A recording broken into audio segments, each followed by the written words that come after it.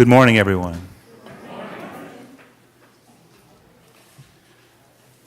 Good morning and welcome to the Unitarian Universalist Congregation of Greater Naples.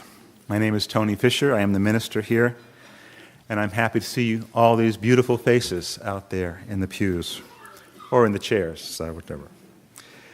Whether you're a member of this congregation for many, many years or a recent visitor here or are with us for the first time, we extend our warmest welcomes. We are a welcoming congregation and a religious community dedicated to encouragement of growth and spirituality, of fellowship with others, joining in worship and celebration, sharing our joys and our sorrows. We strive to do all this in the spirit of love and acceptance and the commitment that we have with one another, offering mutual support in times of need.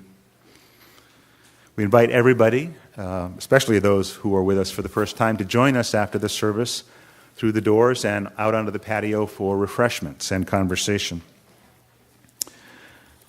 You have in your hands an order of service, I hope, and you'll see inside there is lots of information to be found, information about this week's schedule for upcoming events, especially this week's Beyond Sunday. There's a sign-up sheet for dinner if you plan on coming for that.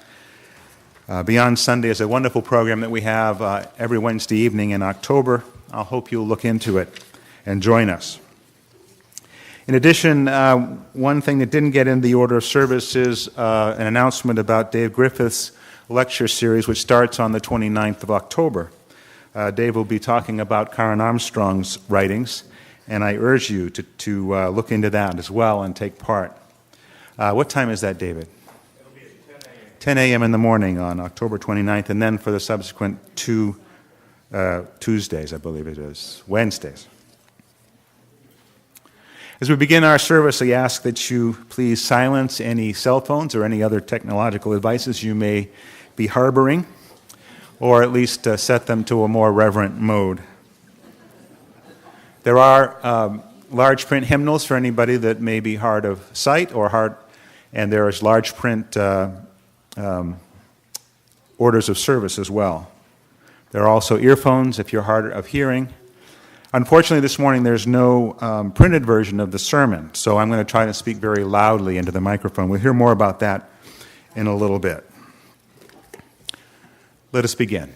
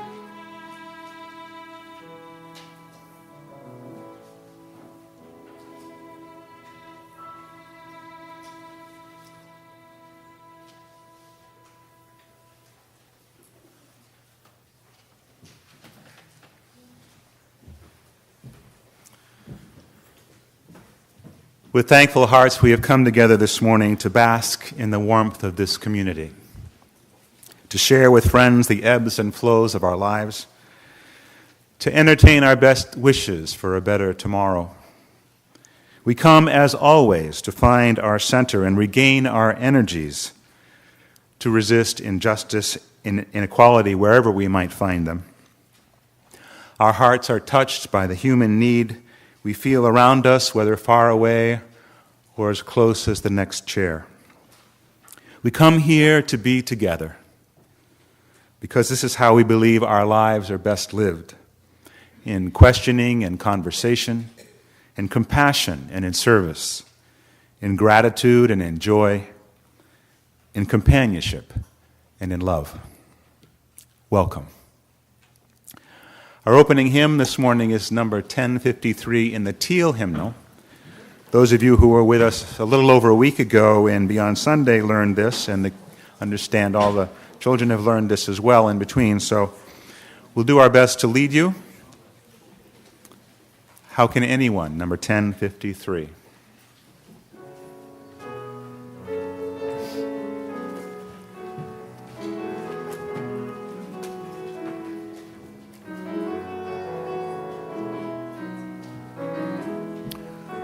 We'll sing it through twice.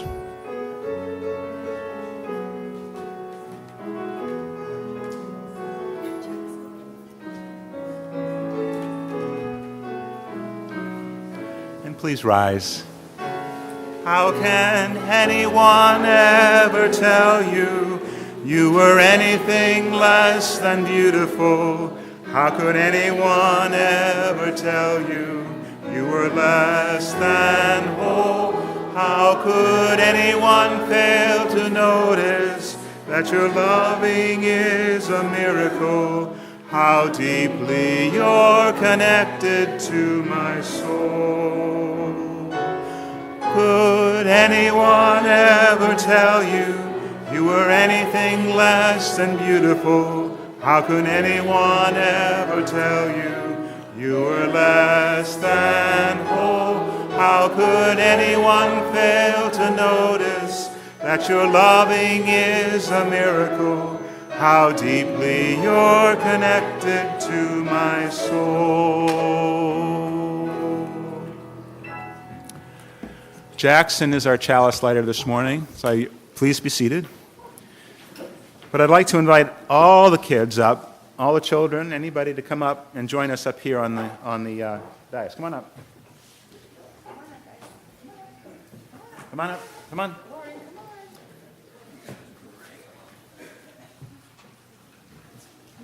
Come on. Stand up. Gather around.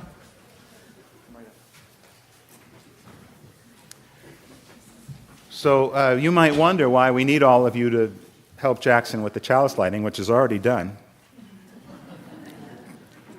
But I want you guys to think of this area up at the front of the congregation as one big chalice. Okay? And you will be the flame. So what I'd like you to do is turn towards the audience out there and flash them a big smile. Did you see that? Did you see how that sort of went back and forth like that? Let's do it again. Big smile.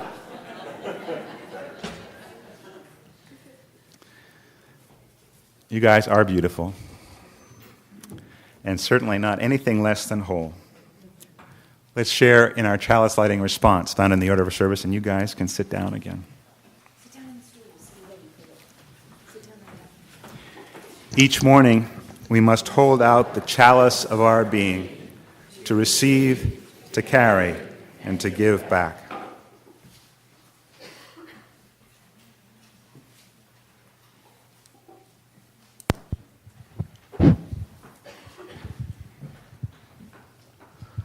So thank you for helping out with that. It might be a little early for smiles, I know, but that's all right. You did a good job. So this morning I'm going to tell you about Theodore Roosevelt. Theodore Roosevelt was the President of the United States over 100 years ago. He was the 26th President of the United States. Most people knew him by the name Teddy Roosevelt. Now, Teddy was not a simple person by any stretch. He grew up in a wealthy family, but he was a sickly child. He suffered from severe asthma and sometimes had very difficult time breathing. He got over that, and by real perseverance on his own part, he worked very hard. And so he became a bit arrogant in that success, a little bit boastful, but he also worked to help people in need. He was a big game hunter, traveling all over the world to shoot animals, and yet he was one of the biggest conservationists this country's ever known, saving millions of acres of land for our national parks. A very complex person.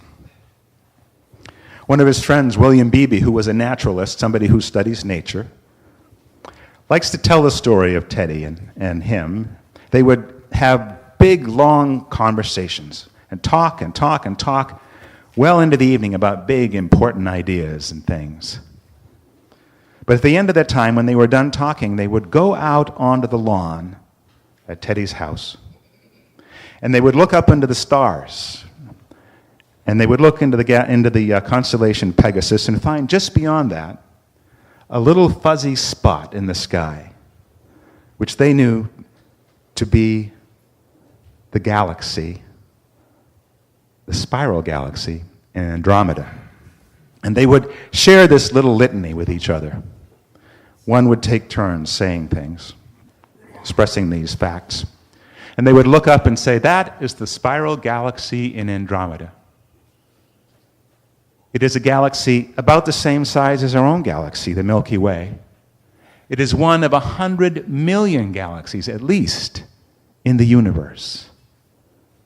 It is 750,000 light years away, which means it takes 750,000 years for that light to come all the way here to the Earth.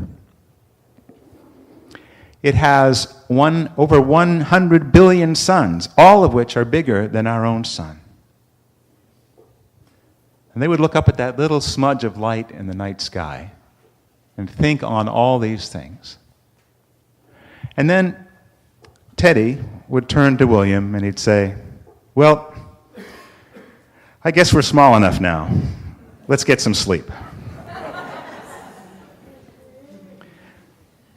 Teddy Roosevelt, as complex a person as he was able to look up into the night sky and find some perspective on his life and find that he wasn't quite as big as maybe sometimes he thought he was.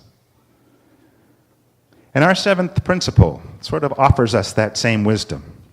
The seventh principle says that we are part of an incredible web of life.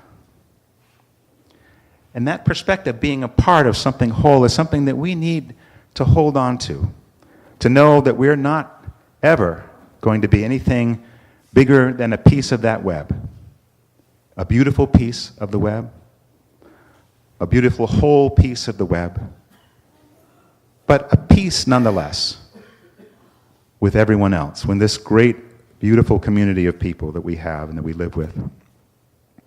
So it's an important lesson that Teddy Roosevelt learned and that he taught through his actions.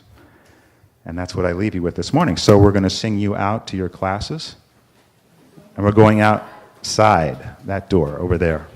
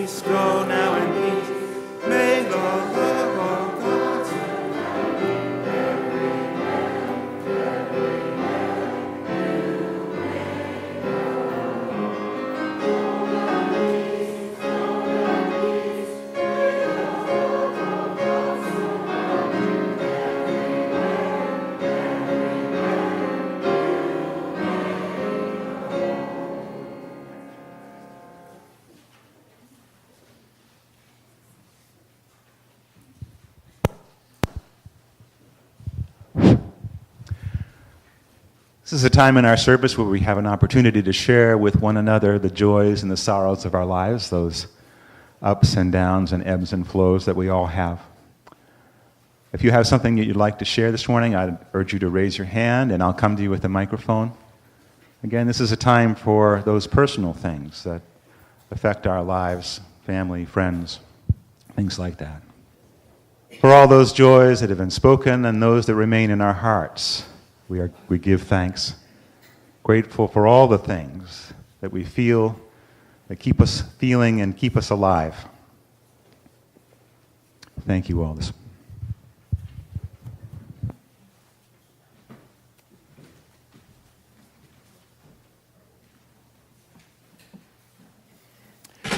Let's remain seated as we sing our introduction to meditation, Spirit of Life. It's number 123 in your hymnal.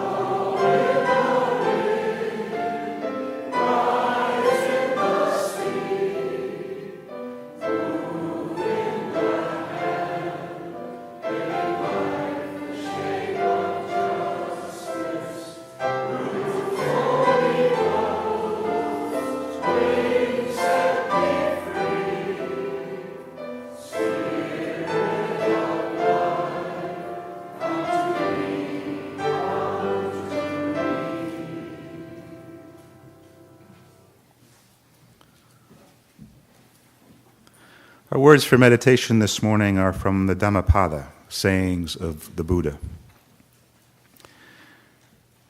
Afterwards, we'll share a minute of silence.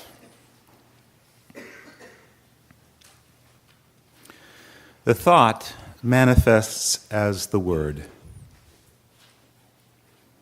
The word manifests as the deed. The deed develops into habit, and habit hardens into character. So watch the thought and its ways with care, and let it spring from love, born out of concern for all beings. As the shadow follows the body, as we think, so we become.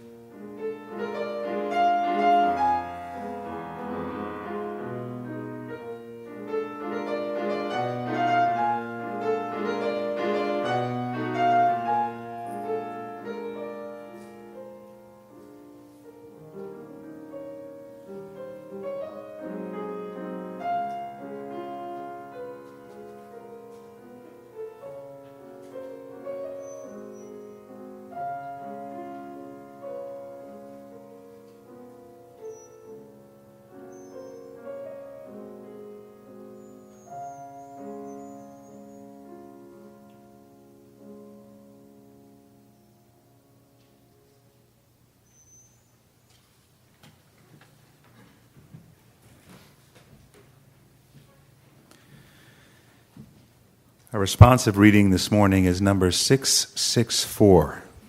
Give us the spirit of the child. Number 664.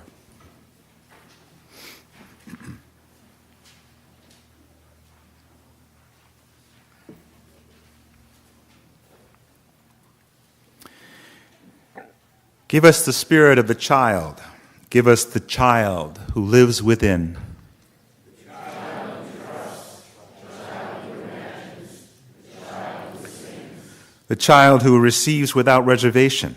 The child who gives without judgment. Give us the child's eyes, that we may receive the beauty and freshness of this day. Give us a child's ears that we may hear the music of mythical times. Give us a child's heart, that we may be filled with wonder and delight. Give us a child's faith that we may be cured of our cynicism. Give us the spirit of a child, who is not afraid to need, who is not afraid to love.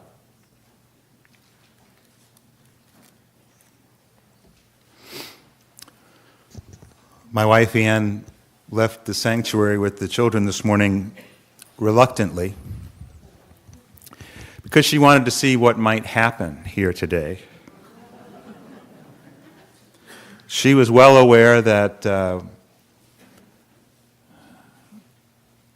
when I woke up this morning and did what I usually do to polish and practice my sermon, that it was nowhere to be found on my computer.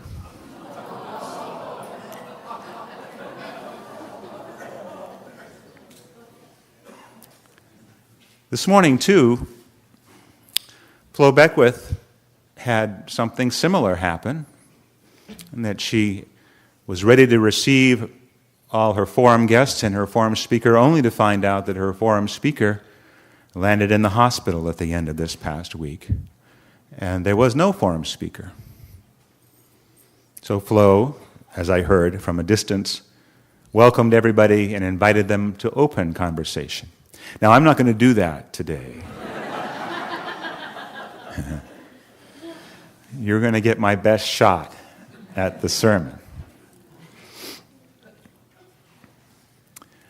But the beautiful offertory music today by Edvard Grieg will give us a little extra time to consider when, as a child or as at any other time, we have felt that smallness that comes with seeing ourselves as a part of something bigger, and that smallness we sometimes feel when events sort of interrupt our usual flow. And I do urge you to think on that while our wonderful musicians play this morning, but not until you have contributed to your part of the whole of this collection this morning, a collection for the ongoing mission of this church.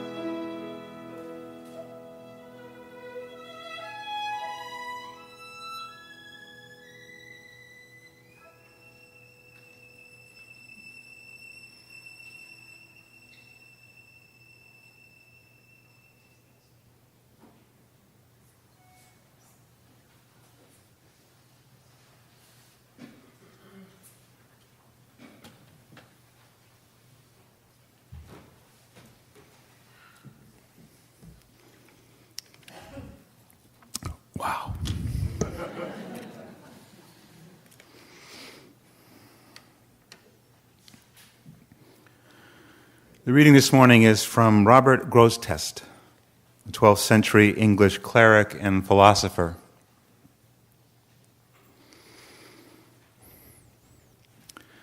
Modest behavior, selflessness, and the giving of respect.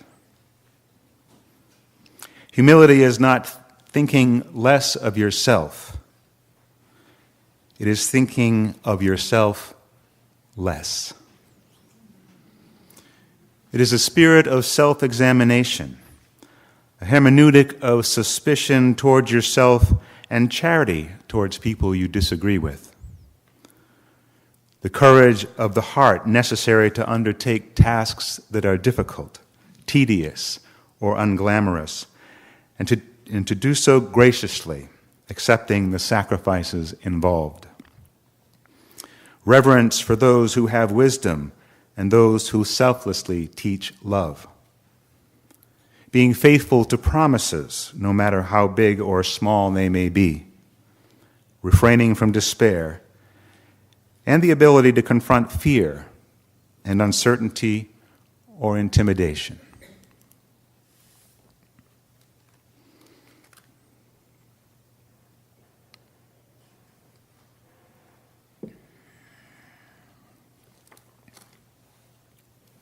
A lesson in humility.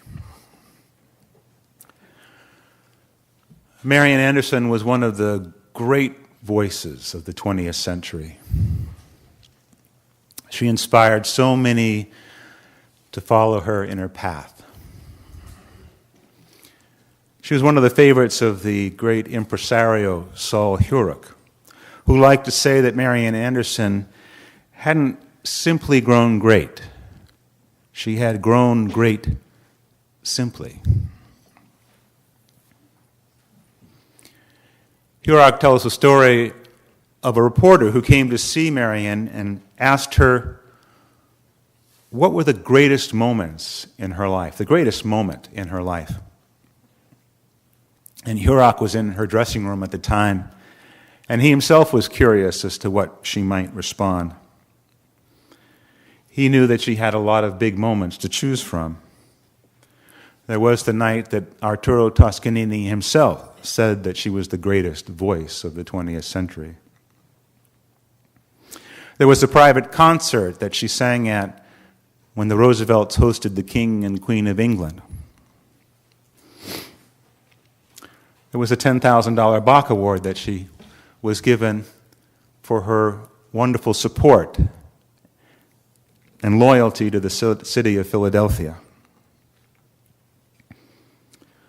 On top of all of that, there was that incredible Easter Sunday in 1939 when, having been denied the right to sing at Constitution Hall in Washington, D.C., owned by the Daughters of the American Revolution, who refused this black woman's right to sing there, Eleanor and the Roosevelts worked away so that she could perform a concert at the Lincoln Memorial. And she did so in front of 75,000 people, which included cabinet members and members of Congress, justices of the Supreme Court. There was also that time when she made a repeat appearance at the Lincoln Memorial at Martin Luther King Jr.'s March on Washington in 1963. Which of these big moments did Marian Anderson choose? None of them, said Hurok. Miss Anderson told the reporter that the biggest moment of her life was the day that she was able to go home and tell her mother that she no longer needed to take in washing. Humility is a virtue that has been held in high esteem on most of the earth's cultures. Confucius, who lived about the time of Buddha, said that humility is the solid foundation of all the virtues. And similarly, in our Native American heritages, Humility was the one virtue that enhanced all the other virtues. To be generous was good, they would say, as long as one did not call attention to one's generosity. Anything good that was said or done, which was said was with humility, had a much greater impact. Anne and I are fond of talking about continuums. You have good drivers and bad drivers, and we like to talk about good drivers and bad drivers, but in reality, drivers exist along a continuum in terms of their abilities. And so it is, I think, with humility. Some of us go about our daily tasks, our minds moving all the time, our brains really unable to stop and take into account the trajectory of history or of all the other people who flow in and out of our days.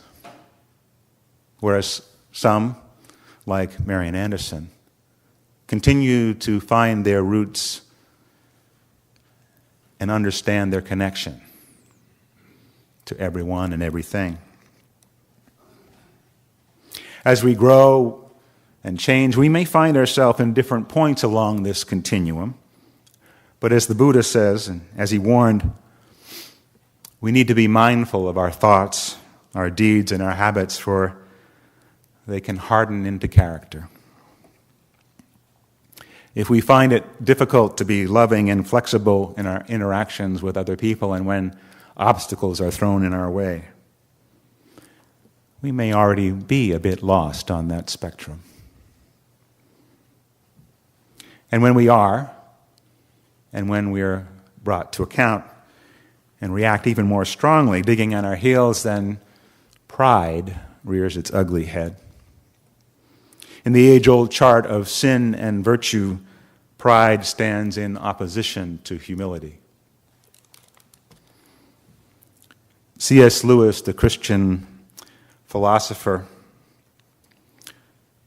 in an article called The Biggest Sin, wrote about pride. And he says that the point is that each person's pride is in competition with everyone else's pride. It's because I wanted to be the big noise at the party that I'm so annoyed at someone else at being the big noise at the party. Now, what you want to get clear is that pride is essentially competitive, he wrote. It is competitive by its very nature. While other vices are competitive only, so to speak, by accident, pride gets no pleasure out of having something, only out of having more of it than the next person. We say that people are proud of being rich or clever or good-looking, but they're not. They are proud of being richer or cleverer or better-looking than others. And while we still hold up humility as a virtue, our culture seems to treat such celebrations, if we celebrate humility, as exceptions rather than the rule. We can still be moved on an annual basis when the President of the United States holds his State of the Union address and honors someone in the balcony, has them stand up, and we are moved by their humility, by their actions, by their service. But as a culture, we seem to hold up pride, arrogance, brashness on a much higher place. For some reason, we continue to elect people to office who exhibit the worst possible behavior, who overstate their qualifications, and who demean the opposition. And when they get into office, what do? They break their promises. They don't stand up for our rights. We have somehow come to equate humility with weakness. And so we've somehow selected out just the kind of public servant we so desperately need.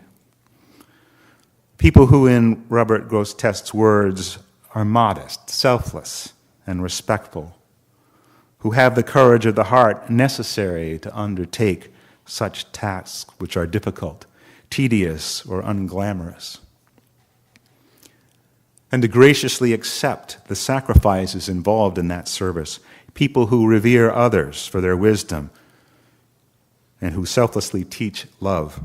Folks who give credit where credit is due, who aren't boastful, but are faithful to their promises, no matter how big or small they may be, who refrain from despair and who willingly confront fear, uncertainty, and intimidation. If we had a Congress full of that kind of people, what a great nation we might be. I'm here to tell you that humility is something that is not necessarily, we're not necessarily grounded on that point in the continuum. Like anything that we as human beings experience, humility is something that we can grow. And we can do it in multiple ways. This past weekend, I was up in Cambridge, Massachusetts at a training for the Unitarian Universalist College of Social Justice. The college is an offshoot of both the UUA, the Unitarian Universalist Association, and the UUSC, the Unitarian Universalist Service Committee. Their goal is to create experiences for people like you and me to go out into the world and experience the reality of the world, to learn service, to gain the tools needed to take that experience, hopefully that transformative experience, and bring it home to work wonders, hopefully, in our own communities. The College of Social Justice has partnered with the Papai Peasants Movement in Haiti. And in doing so, they built 6 eco-villages, 6 self-sustainable villages for people who have come out of Port-au-Prince after the earthquake and built a life for themselves on the plateau. The folks who have gone have worked alongside those Haitians who want to make a better life for themselves. They've interacted with them, they've talked with them, they've seen the deep poverty. They've experienced a change within themselves. And they brought it back home. More humble than before. More ready to accept than before, knowing as they do that their lives are so much better in so many ways. Better in the sense of material wealth, of an ability to do what you want to do, but not necessarily better in the sense of the richness of relationships and of hope. This transformative experience is something that can change us. And it's one way to shift ourselves out of our day-to-day lives. Another way to move ourselves in a new direction is through mindfulness. The Buddha taught mindfulness, that way of being where you quiet the brain through meditation and find within that quiet a different perspective. Sam Harris, in his new book, talks about mindfulness. Sam Harris was the author of The End of Faith. And in that book, he debunked all organized religion. But in this new book, Waking Up, Sam Harris is advocating a life of mindfulness. And he does so by using the scientific knowledge that we have about meditation, about its ability to change the brain and to change us in positive ways. Teddy Roosevelt found a way to make himself just small enough That transformative moment of looking up into the heavens and seeing something that was so big and yet so small, so far, and he gained meaning from that. We are all complex people. But there are ways that each of us can find the path to a more aware and hopeful and humble existence.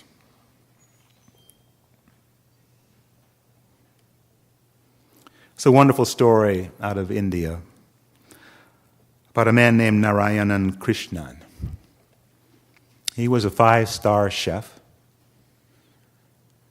in hotels in India, and he was on his way to serve a hotel in Switzerland. He had gone home, in fact, to visit his parents just before leaving for Switzerland.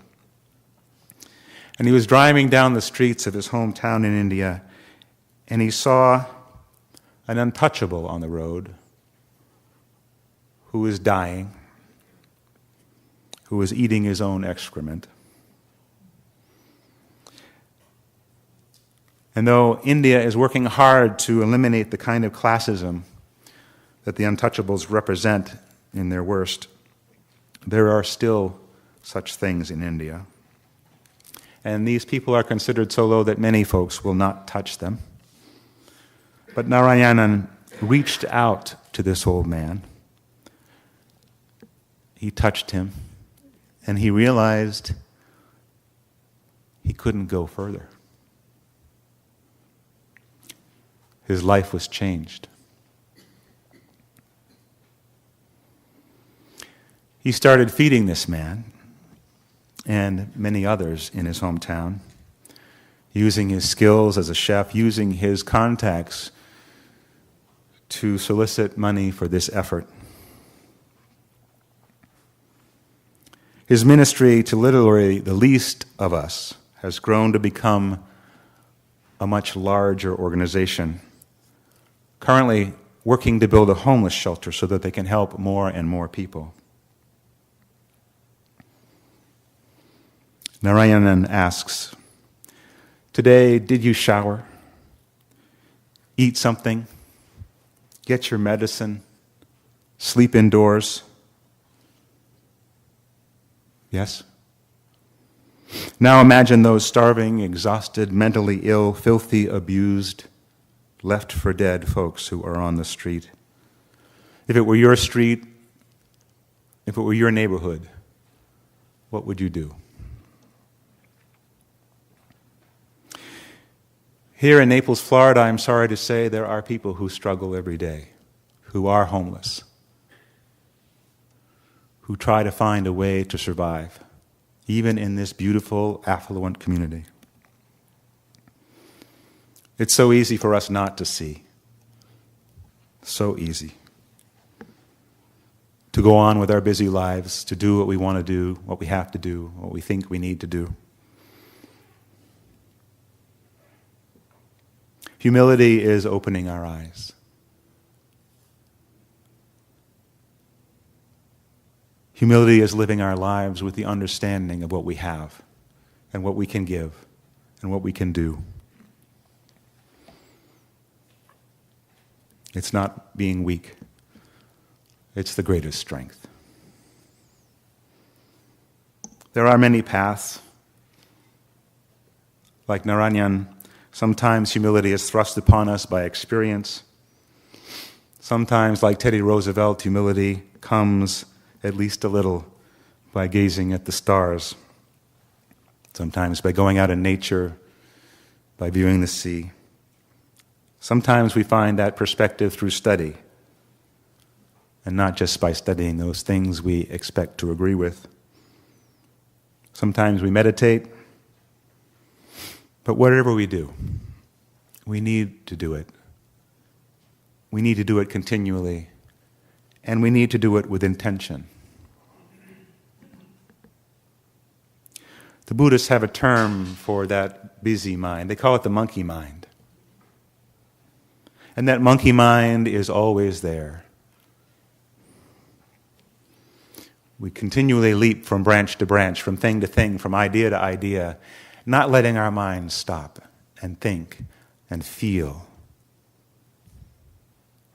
The monkey mind is always there, ready to take over. It is only with intention that we can quiet it, that we can act, that we can do. So may it be for all of us. Amen.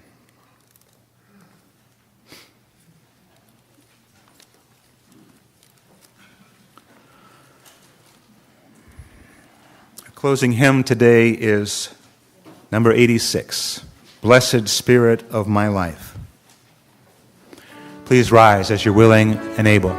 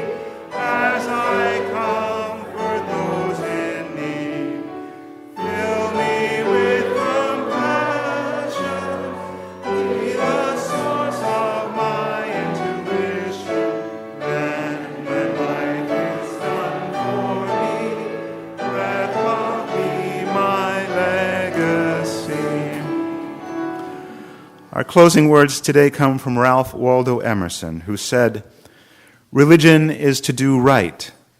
It is to love. It is to serve. It is to think. It is to be humble." Please be seated for the postlude.